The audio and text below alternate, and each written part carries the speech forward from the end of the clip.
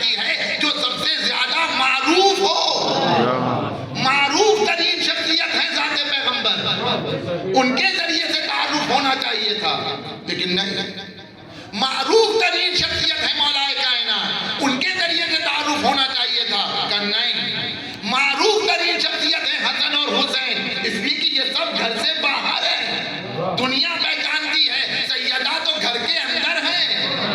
لیکن آج پروردگار تعارف پیغمبر کے ذریعے سے نہیں کروا رہا, مولا کائنات کے ذریعے سے نہیں کروا رہا, بلکہ سیدہ کے ذریعے سے تعارف ہو رہا ہے. ہم فاطمہ تو و ابوہا و بالوہا و بنوہا. اچھا تو میں نے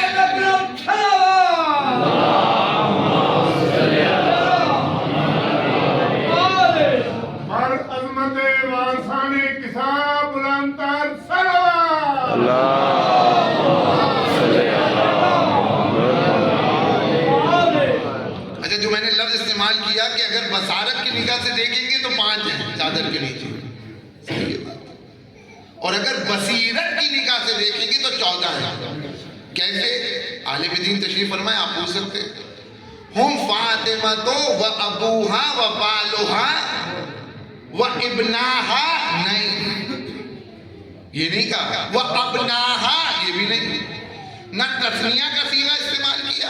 بھئی 2 بچے تھے نا چادر کے نیچے, تو کیا کہنا چاہیے تھا کہ فاطمہ ہیں اور ان کے بابا ہیں, فاطمہ ہیں اور ان کے شوہر ہیں, فاطمہ ہیں اور ان کے 2 بچے ہیں. لیکن یہ تو نہیں کہا مثلا حدیث قصہ نے ہم فاطمہ تو ابوہا و بالوہا و ابناہا, نہیں, اور نہ ابناہا بھی نہیں, یعنی جمع قلت بھی استعمال نہیں کی. جمع قلت عربی میں دیکھیں مشکل ہے, اردو میں یا مفرد ہے یا جمع ہے. ایک کے لیے ایک, 2 یا 2 سے زیادہ اردو میں جمع استعمال ہوتی ہے, تسنیہ نہیں. لیکن عربی میں 1 کے لیے مفرد, 2 کے لیے تسنیہ اور 3 یا 3 سے زیادہ کے لیے جمع. اگر 3 اور 3 سے زیادہ اگر مثلا 9 تک جمع ہے تو اس کو جمع قلت کہا جاتا ہے. یعنی جمع قلت جہاں افراد 3 ہوں, 4 ہوں, 5 ہوں, 6 ہوں, 7 ہوں, 8 ہوں, 9 ہوں, اتنے اگر افراد ہوں تو ان کے لیے صیغہ رکھا گیا ہے. 4 صیغے عربی میں موجود ہیں جمع قلت کے, کہ جہاں پر یہ جمع قلت آگے بتاتی ہے جمع ہے لیکن 10 سے زیادہ نہیں ہے. لیکن یہاں پر حدیث قدسی ہے, کلام الہی ہے, کسی خطیب کی خطابت نہیں ہے, کسی شاعر کا خیال نہیں ہے, کسی افسانہ نگار کی کہانی نہیں ہے, بلکہ حدیث قدسی ہے. قدرت نے یہاں پر, اگر خطیب خطابت کر رہا ہے تو کچھ کہہ دیتا ہے, کچھ رہ جاتا ہے, بھول جاتا ہے. شاعر کچھ کہہ دیتا ہے, کچھ رہ جاتا ہے, لیکن کلام الہی میں کچھ رہتا نہیں ہے. قدرت جیسا چاہتی ہے ویسا بیان کرتی ہے. قدرت نے یہاں پر نہ بناہا کہا نہ ابناہا کہا, بلکہ بنوہا جمع کثرت استعمال کی, اور جمع کثرت کم سے کم 10 پر دلالت کرتی ہے. اگر تم بصارت سے دیکھو گے تو چادر کے نیچے 5 ہیں, بصیرت سے دیکھو گے تو چادر کے نیچے 14.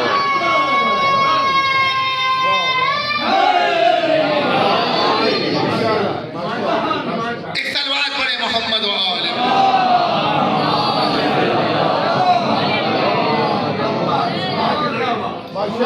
لیکن میرے عزیزوں میں یہاں پر توجہ چاہوں گا, جو بات کہنا چاہ رہا ہوں, یہ اہتمام جناب سیدہ کے لیے کیوں کیا گیا؟ کوئی خاص راز اس کے اندر ہونا چاہیے کہ نہیں ہونا چاہیے؟ بھئی تعارف پیغمبر سے ہو سکتا تھا, میں رک رہا ہوں یہاں, اور دوسروں سے ہو سکتا نہیں. اچھا تعارف بھی کرایا تو کسی اور کا نام بھی نہیں آیا. ہم فاطمہ تو و ابوہا محمد, کا نہیں. پروردگار محمد بھی تو کچھ ہیں, کہ ہوں گے کچھ, لیکن ابھی فاطمہ کے بابا ہیں.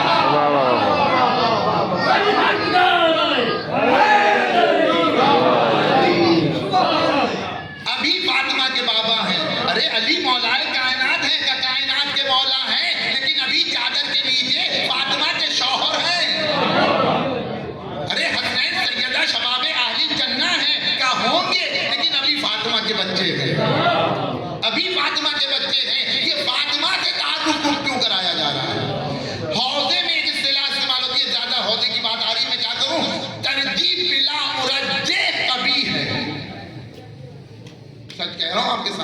منطقی قاعدہ ہے، یہ عقلی قاعدہ ہے، ہر انسان اس چیز کو محسوس کرتا ہے. ترجیح بلا مرجح کبھی ہے، یعنی جہاں پر مرجح موجود نہ ہو وہاں ترجیح دی جائے تو برا ہے. میں مثال دوں تاکہ میری بات واضح ہو جائے. میں مجلس پڑھ کے نکلا، میرے ساتھ 8-10 افراد ساتھ ساتھ چلے، جبکہ ایسا ہوتا نہیں ہے، ہم ہمیشہ تنہا ہی ہیں. ایک صلوات پڑھے محمد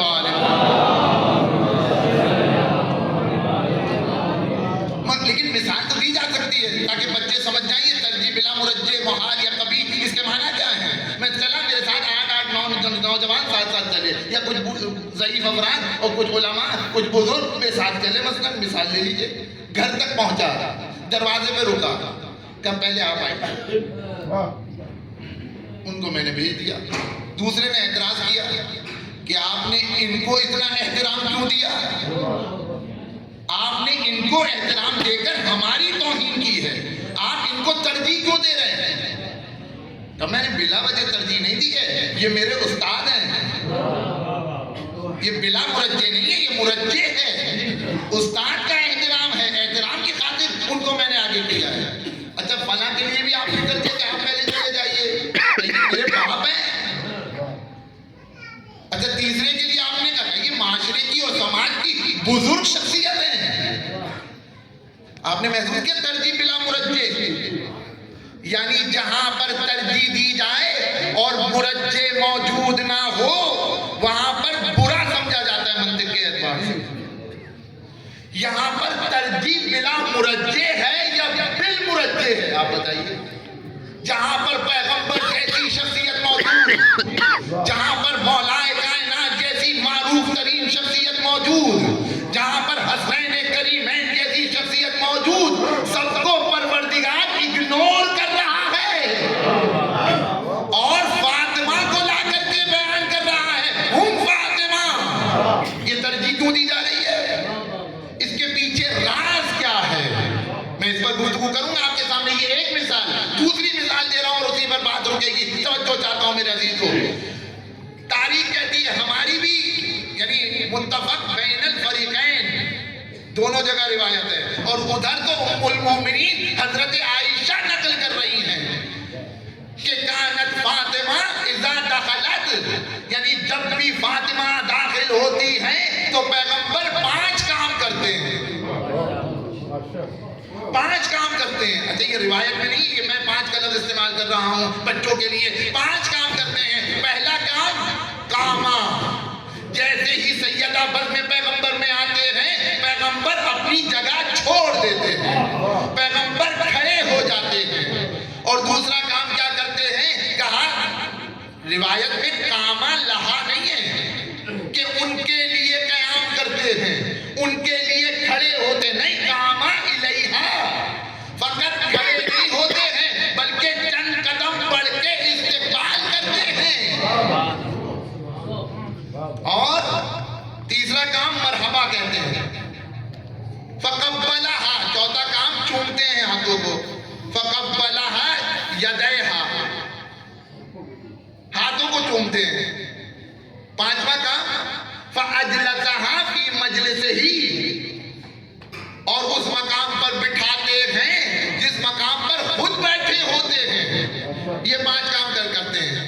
لیکن اگر اس حدیث کو بصارت کی نگاہ سے دیکھیں گے تو کیا معنی نکلیں گے، اس مقام پر بٹھاتے ہیں جس مقام پر خود بیٹھے ہوتے ہیں. یعنی بزم پیغمبر سجی ہے، پیغمبر ایک منبر پر بیٹھے ہیں یا کرسی پر بیٹھے ہیں، لوگ نیچے پیغمبر کے سامنے درس سن رہے ہیں یا گفتگو سن رہے ہیں. جناب سیدہ داخل ہوئی اور پیغمبر منبر سے اٹھے اور لا کر کے سیدہ کو منبر پر بٹھا دیا. یہ تو بصارت کی نگاہ ہے. اگر بصیرت کی نگاہ سے دیکھا جائے اپنے مقام پر بٹھاتے ہیں، یعنی مقام رسالت پر بٹھاتے ہیں.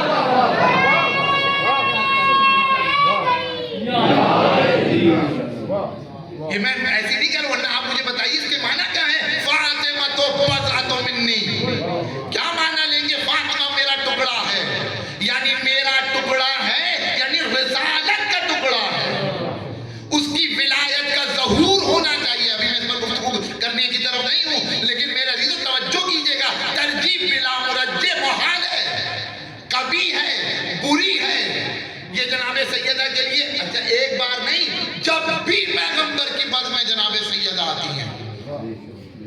کبھی مولا کائنات کے لیے تو ایسے نہیں کیا. لوکانہ لبان اگر تاریخ میں ہوتا تو تاریخ اس کو بھی لکھتی. ایک آدھ مرتبہ ہوا ہو تو ہوا ہو, لیکن ان کے لیے تاریخ کہتی ہے جب بھی سیدہ آتی ہیں. کبھی حسنین کریمین کے لیے نہیں ملتا تاریخ کے اندر. ایک آدھ جگہ ملا ہو کہ مثلا مسجد میں خطبہ دے رہے ہیں, صحن مسجد میں حسین کو آتے ہوئے دیکھا, ممبر سے اتر گئے اور جا کر کے آغوش میں لیا, پھر ممبر پر آئے, خطبہ وہیں سے شروع کیا. لیکن ہر مرتبہ ایسا نہیں ہے. لیکن یہاں کہا جا رہا ہے کہ کانت فاطمہ اذا دخلت, یعنی جب بھی فاطمہ بزم پیغمبر میں آتی ہیں تو پیغمبر اپنی جگہ سے کھڑے ہو جاتے ہیں. بتائیے یہ ترجیح کیوں لی جا رہی ہے؟ کوئی راز ہونا چاہیے نا اس کے پیچھے. جس نے منطق ہم تک پہنچائی, جس نے فلسفہ اور عقیدہ اور عقل ساری چیزیں جس سے براہین ہم تک پہنچے, اگر وہ ترجیح بلا مرجع کرے تو پھر ہم کہاں جائیں گے؟ کوئی تو اس کے پیچھے راز ہونا چاہیے. ادھر پروردگار سید المرسلین کو چھوڑ کر, سید الوصیین کو چھوڑ کر, سیدہ شباب اہل الجنہ کو چھوڑ کر سیدۃ نساء العالمین کے ذریعے سے تعارف کرا رہا.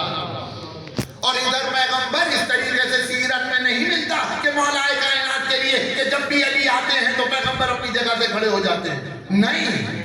اور یہاں مسئلہ مقام بیان فضیلت نہیں ہے. میں کل عرض کروں گا آپ کے سامنے, یہ مقام بیان ضرورت ہے. وہ کون سی ضرورت ہے جو پیغمبر پیش کر رہے ہیں یا محسوس کر رہے ہیں کہ جب بھی سیدہ بزم پیغمبر میں آئے تو پیغمبر کی ذمہ داری ہے اور اپنی جگہ سے کھڑے ہو جائیں تو کھڑے ہو جائیں. اور قرآن کیا کہتا ہے پیغمبر کے لیے؟ پیغمبر کے لیے قرآن کیا کہتا ہے؟ وما محمد الا رسول, پیغمبر کچھ نہیں ہے سوائے رسول کے. یہ قرآن ہے, یہ قرآن کی آیت ہے. یہاں پر بھی میں عرض کروں گا میرے عزیزو, ہم رسول کو بعنوان رسول مانتے ہیں.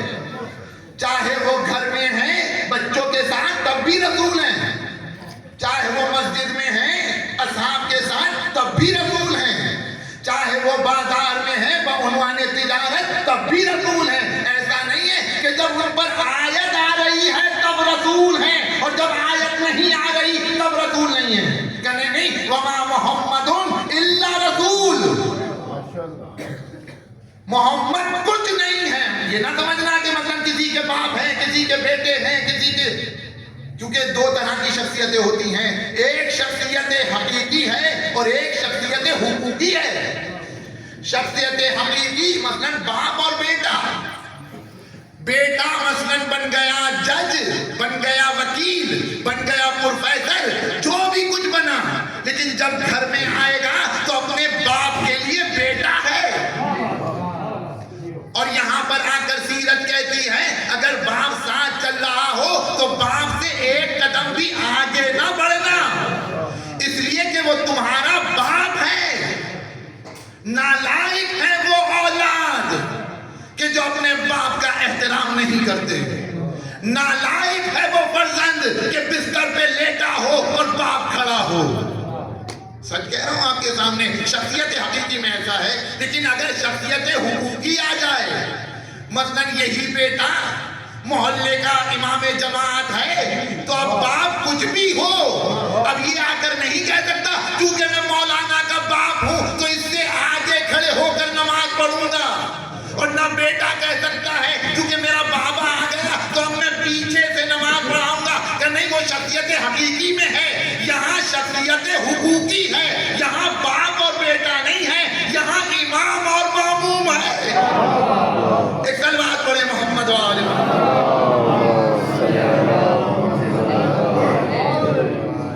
اسی طریقے سے پیغمبر کی شخصیت حقیقی ہے, لیکن قرآن کہہ رہا ہے ان کی شخصیت حقوقی ہے ہر جگہ کہ وما محمد الا رسول, محمد کچھ نہیں ہے سوائے رسول کے.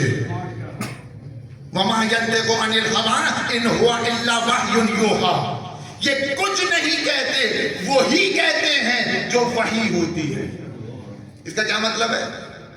یعنی جو کہتے ہیں وہ قرآن کی آیت ہوتی ہے, یہ مطلب ہے. آپ بصارت سے دیکھیں گے تو یہی مطلب نکالیں گے، کیونکہ جب بصارت سے دیکھیں گے اور یہ مطلب نکالیں گے تو کیا سمجھیں گے؟ یعنی پیغمبر اس وقت رسول ہیں جب آیتیں نازل ہو رہی ہیں، اس کے بعد ہم جیسے ہیں، ہم میں اور رسول میں کوئی فرق نہیں ہے، ہم بھی کھاتے پیتے ہیں، رسول بھی کھاتے پیتے ہیں، ہمارے بھی بیوی بچے ہیں، رسول کے بھی بیوی بچے ہیں، ہم بھی اٹھتے بیٹھتے ہیں، رسول بھی اٹھتے بیٹھتے ہیں، ہمارے بھی دوست ہیں، ان کے بھی صحابہ ہیں، تو کیا فرق ہے ظاہری طور پر ہم میں اور رسول میں اگر ظاہری نگاہ سے دیکھیں گے؟ لیکن قرآن کی آیت کہتی ہے کہ اس آیت کو بصیرت کی نگاہ سے بھی دیکھا جا سکتا ہے۔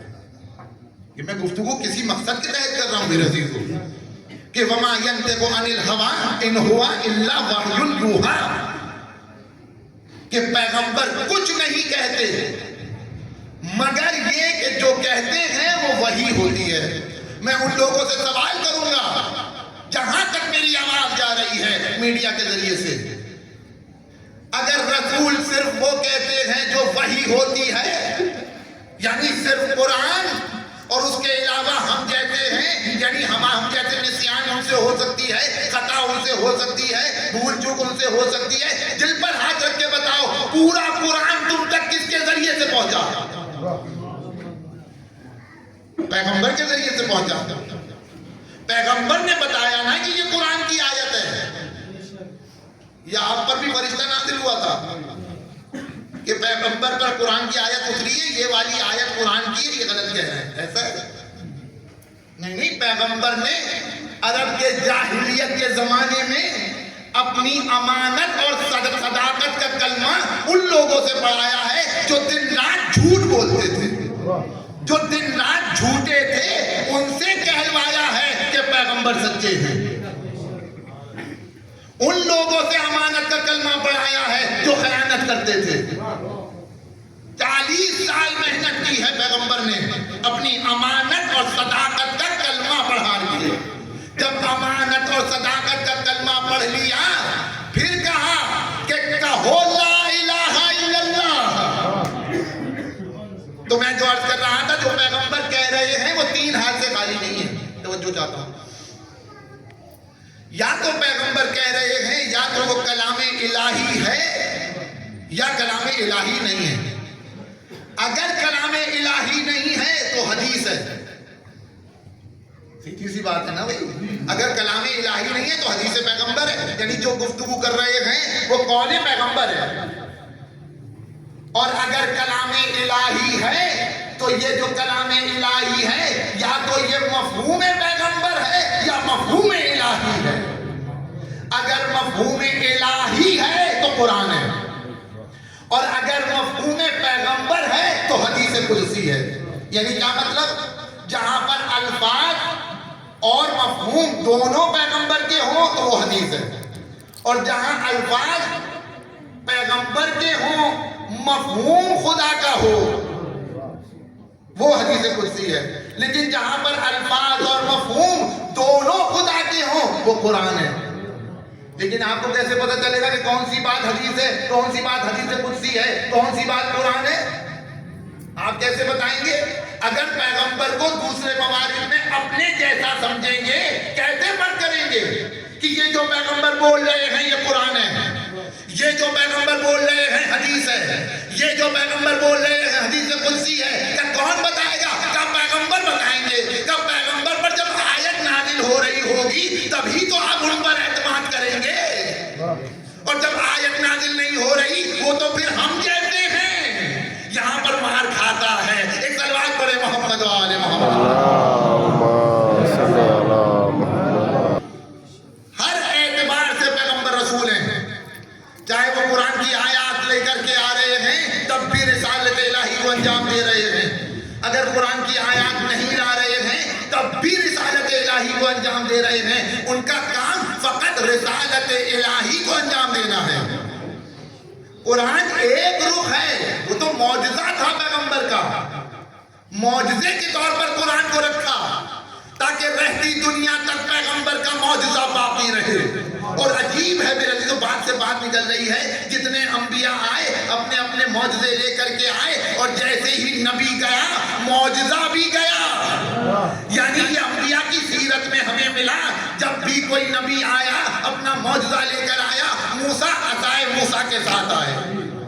لیکن جب جناب موسیٰ چلے گئے تو معجزہ کہاں ہے؟ جناب عیسیٰ آئے تو مردوں کو زندہ کرنے کے لیے آئے، معجزہ لے کر آئے، لیکن جب جناب عیسیٰ چلے گئے تو معجزہ بھی چلا گیا۔ لیکن پیغمبر 11 ہجری میں چلے گئے، قرآن آج بھی باقی ہے، اور آج بھی اذان میں کہتے ہیں اشہد ان محمد رسول اللہ۔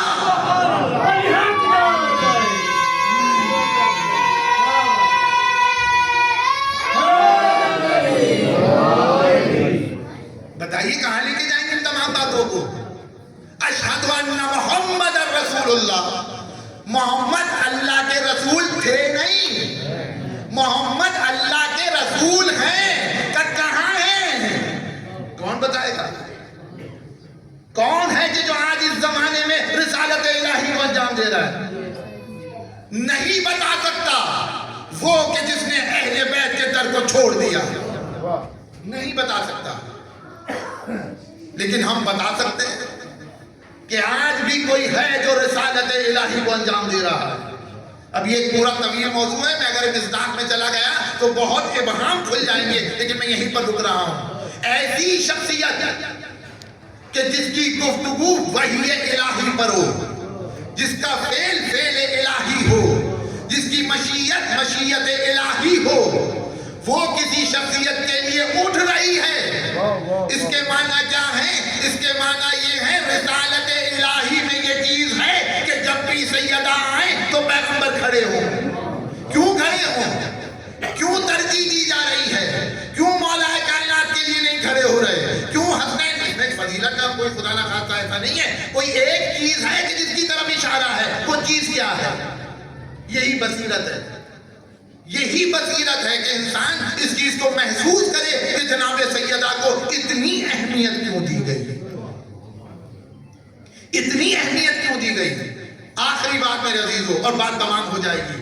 جتنے بھی امام ہیں، حتیٰ پیغمبر سے لے کر امام حجت تک، صلوات پڑھیں محمد وعلیہ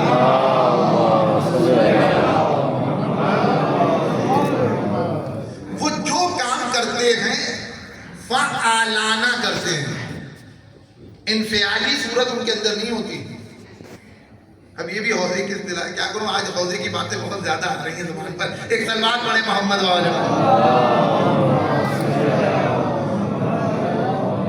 یعنی جو کام انجام دیتے ہیں پیغمبر، جو کام انجام دیتے ہیں امام یا 14 معصومین، فعالانہ طور پر انجام دیتے ہیں، انفعالانہ طور پر انجام نہیں دیتے۔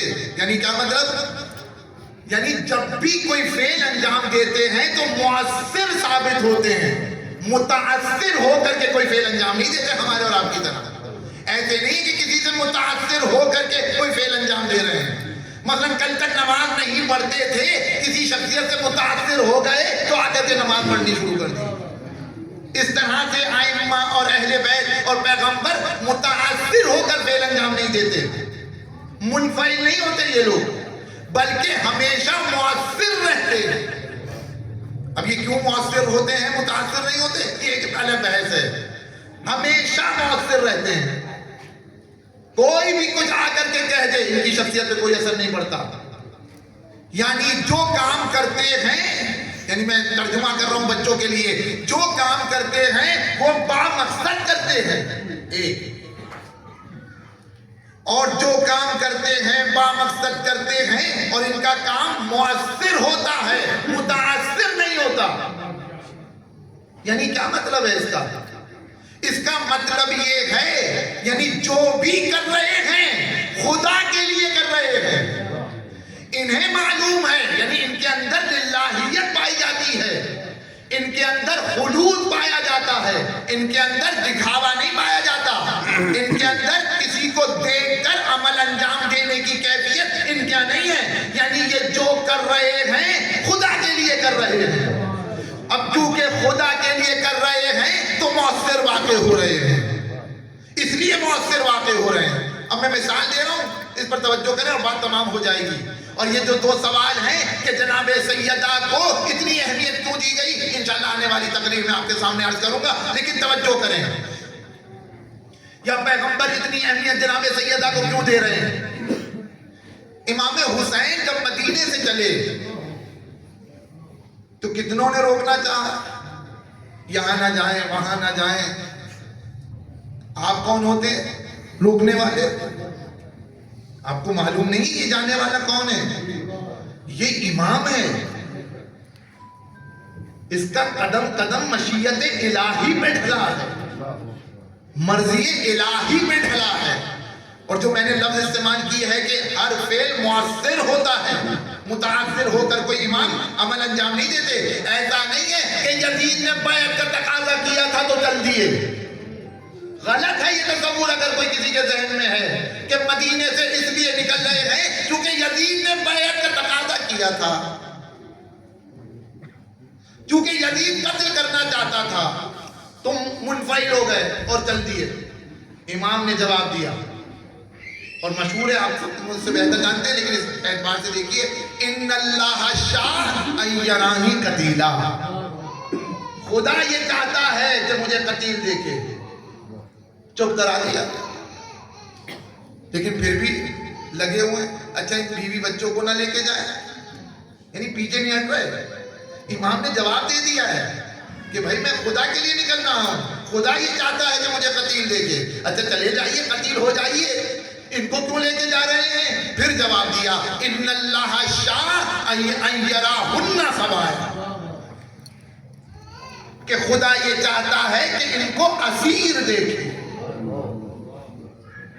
دیکھ رہے ہیں کتنی خطرناک موڑ ہے میرے عزیزو کربلا. اگر بصارت کی نگاہ سے دیکھیں گے تو نہیں محسوس کر سکتے کربلا کو, لیکن اگر بصیرت کی نگاہ سے دیکھیں گے تو کربلا کھل کے سامنے آئے گی. میں نے کل ایک رخ آپ کے سامنے بیان کیا تھا, بصیرت کی نگاہ سے. ان کو نہ لے کر جائیے, بہنوں کو نہ لے کے جائیے.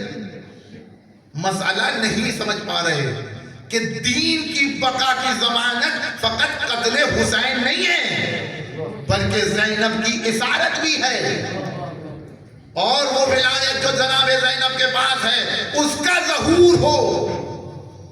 میں بار بار کہہ رہا ہوں میرے عزیزو, کسی خاص نقطے کی طرف پہنچانے کے لیے میں یہ ساری باتیں عرض کر رہا ہوں. بعد میں وہاں موقع نہیں ملتا, چونکہ یہ جملے مسائل میں آتے بیان نہیں ہو پاتے.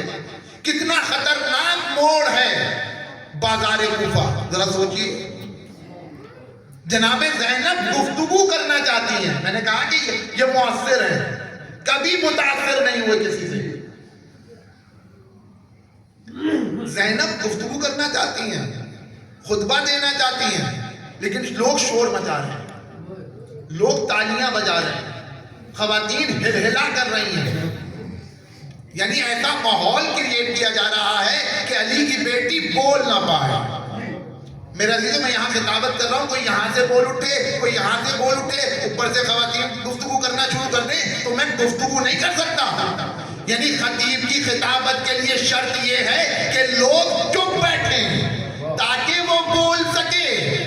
لیکن میرے عزیزو علی کی بیٹی کہ جس کو بولنے نہیں دیا جا رہا, اور یہ کون ہے؟ یہ 3 دن کی بھوکی ہے, یہ 3 دن کی پیاسی ہے, یہ اپنے بھائی کو قتل ہو کر اس کا لاشا کربلا میں چھوڑ کر آئی ہے, یہ اسیر ہو کے آئی ہے, یہ ناکے پر اسیر ہے, اس کے سامنے بھائیوں کے سر ہیں, اور ایسے عالم میں بولنا چاہتی ہے اور لوگ بولنے نہیں دے رہے. تو بی بی نے کیا کہا؟ اردو میں اس کا ترجمہ یہ ہے, خاموش.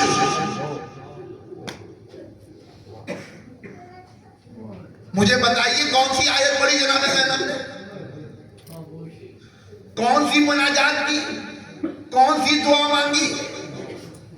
کچھ نہیں, ایک جملہ کہا, اسکتو, یعنی چپ ہو جاؤ.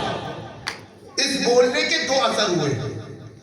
کہتے ہیں کہ جانوروں کے گلے میں جو گھنٹی پڑی ہوئی تھی وہ ٹھہر گئی,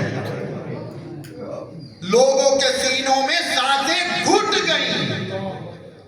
اتنا اثر رکھتی ہیں جناب زینب. اور یہ کون ہے زینب؟ یہ فاطمہ کی بیٹی ہے. اگر دربار سے آنے والے, اگر ثقیفہ سے آنے والے, در پر آگ لگانے والے اگر ایک تکلیمی اثر سیدہ دکھا دیتی کہ چلے جاؤ یہاں سے, کسی ایک میں دم نہیں تھا کہ جو ٹھہر جاتا. لیکن جناب سیدہ نے تو نہیں کیا. کیوں نہیں کیا؟ وہی اگر آپ بصارت سے دیکھیں گے تو آپ نتیجے تک نہیں پہنچ سکتے میرے عزیزوں. یہاں بصیرت سے دیکھنا ہوگا. میں نے ایک کل مثال دی تھی, آج ایک مثال دے رہا ہوں اور. بصیرت سے دیکھنا ہوگا. وہ جو یہودی کھڑا دیکھ رہا تھا اس کی ہدایت اسی واقعے سے ہوئی ہے. سیدہ دفاع ولایت کرنا چاہتی ہیں, تم علی کی ولایت کے غاصب ہو, جبکہ کوئی علی کی ولایت کو غصب نہیں کر سکتا کیونکہ علی کی ولایت ربانی ہے. آپ مجھے بتائیے کسی عالم سے کوئی علم چھین سکتا ہے؟ اس کو پریشان کر سکتا ہے, اس کو قتل کر سکتا ہے, اس کو اذیت دے سکتا ہے, لیکن عالم سے اس کا علم کوئی نہیں چھین سکتا. اسی طریقے سے ولی سے اس کی ولایت کو کوئی نہیں چھین سکتا. لیکن ظاہری حکومت بھی ولی کا حق تھا, تم نے اس کو غصب کیا ہے. اب اگر یہاں تکوینی اثر دکھا کر ظاہری حکومت حاصل کر لی جاتی تو نتیجہ کیا نکلتا؟ کیا نتیجہ نکلتا؟ لوگوں کی ہدایت کا سلسلہ بند ہو جاتا.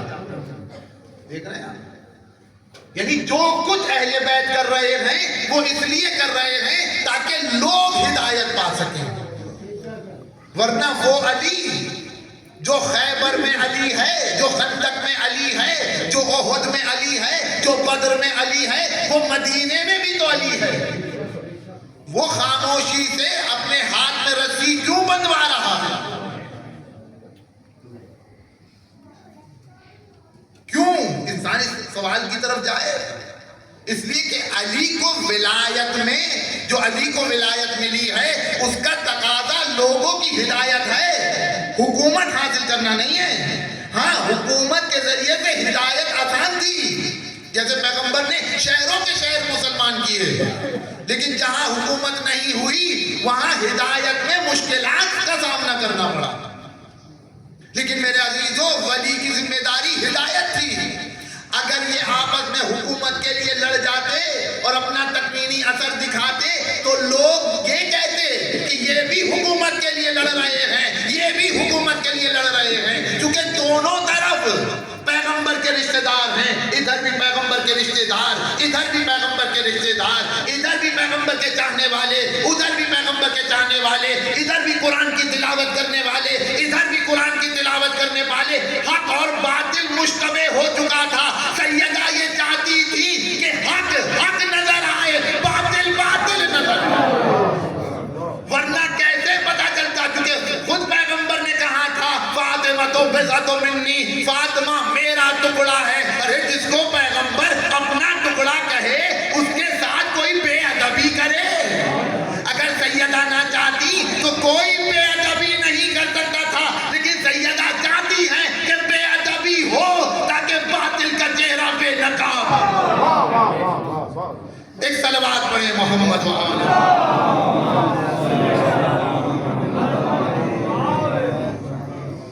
اس طریقے سے بھی ہمیں واقعات کو دیکھنا چاہیے.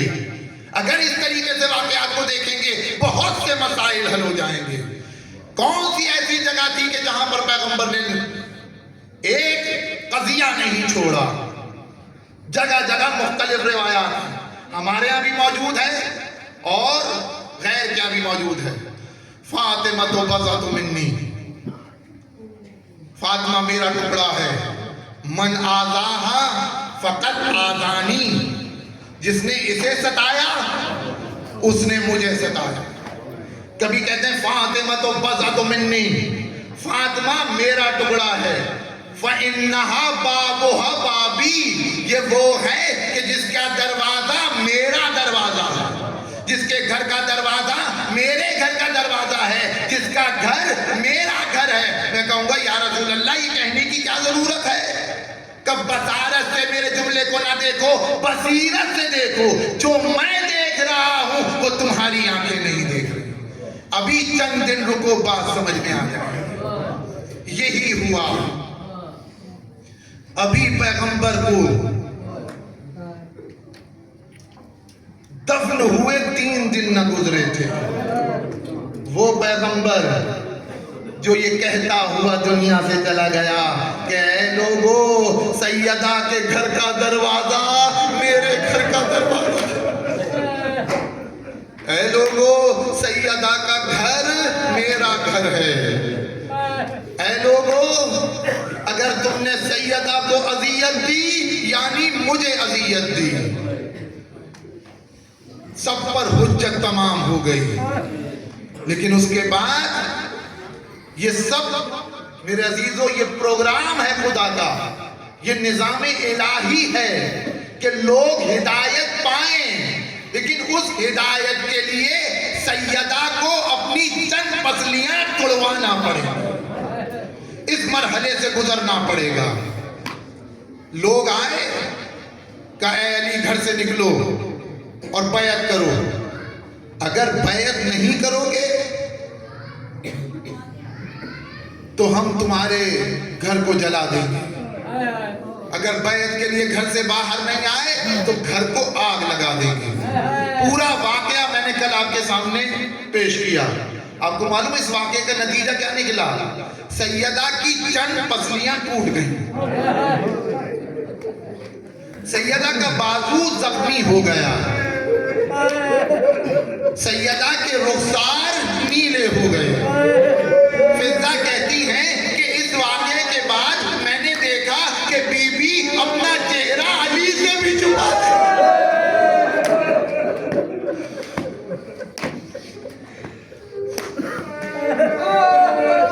اس واقعے کا اتنا خطرناک اثر ہے کہ محسن شہید ہو گیا۔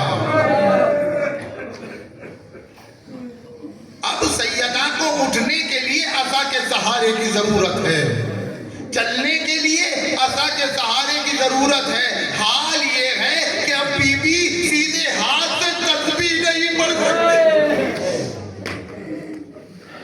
اس طریقے سے سیدہ کو دن گزارنے ہیں، کتنے دن؟ 75 دن یا 95 دن؟ کتنا سخت ہے میرے عزیزو، ہم اور آپ تصور نہیں کر سکتے۔ اگر کسی کی چند پسلیاں ٹوٹ جائیں تو سانس لینا مشکل ہے، اور اس درد کا احساس ہر امام نے کیا ہے۔ ہر امام سیدہ کے اس غم پر رویا ہے۔ شاید پردہ غیبت میں میرا مولا بھی خون کے آنسو بہا رہا ہوگا، اے جدہ ابھی مجھے آنے دے۔ امام صادق مسجد النبوی میں بیٹھے ہیں، ایک شخص گھبرایا ہوا مسجد میں وارد ہوا، کہ خیریت کیا ہوا؟ کہ چند لوگ ایک بی بی کو مارتے ہوئے لے کر جا رہے ہیں۔ کہ ہوا کیا ہے؟ کہ وہ آ رہی تھی، ٹھوکر لگی اور وہ زمین پر گری، اس کے پہلو پر چوٹ لگی، اس نے سیدہ کو یاد کیا، سیدہ کو یاد کیا، ایک جملہ کہا، قاتلین زہرا پہ لعنت، اس وجہ سے لوگ اسے مارتے ہوئے لے کر جا رہے ہیں۔ اتنا سننا تھا، مولا نے مصلی بچھا دیا، دعا کے لیے ہاتھ بلند کیے، پروردگارا مولا کی دعا سے وہ ضعیفہ آزاد ہوئی، اور اس کے بعد تحفے تحائف اس کے لیے بھیجے۔ اور اسی طریقے سے یہ نسل بعد نسل ہے جو غم منتقل ہو رہا ہے امام میں۔ امام جواد عمر کتنی ہے؟ 5 برس۔ امام رضا نے دیکھا کہ 5 برس کی عمر میرا بچہ زمین پر ہاتھ لگائے زاروں کا دار رو رہا۔ میں نے پوچھا میرے لال کس چیز نے رلا دیا؟ کہا بابا میری جدہ نے کیا بگاڑا تھا، میری ماں فاطمہ زہرا نے کیا بگاڑا تھا کہ ان کے ساتھ ایسے ظلم کیے جائیں۔ میرے عزیزو ہر امام نے سیدہ کو یاد کیا ہے، اور امام حسن کے لیے ملتا ہے مولا اس گلی سے نہیں گزرتے تھے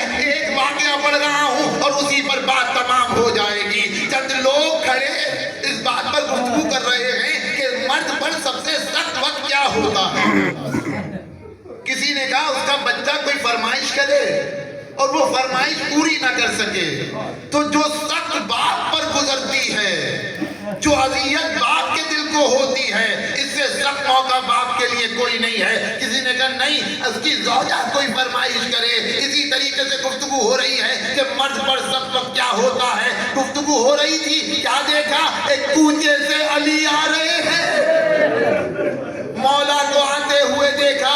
آؤ آ کر کے مولا سے پوچھتے ہیں، کہا مولا ہماری گفتگو اس بات پر ہو رہی ہے کہ مرد پر سخت وقت کیا ہوتا ہے، مولا آپ بتائیے آپ کی نظر میں مرد پر سخت وقت کیا ہوتا ہے۔ مولا نے کبھی ادھر دیکھا، کبھی ادھر دیکھا،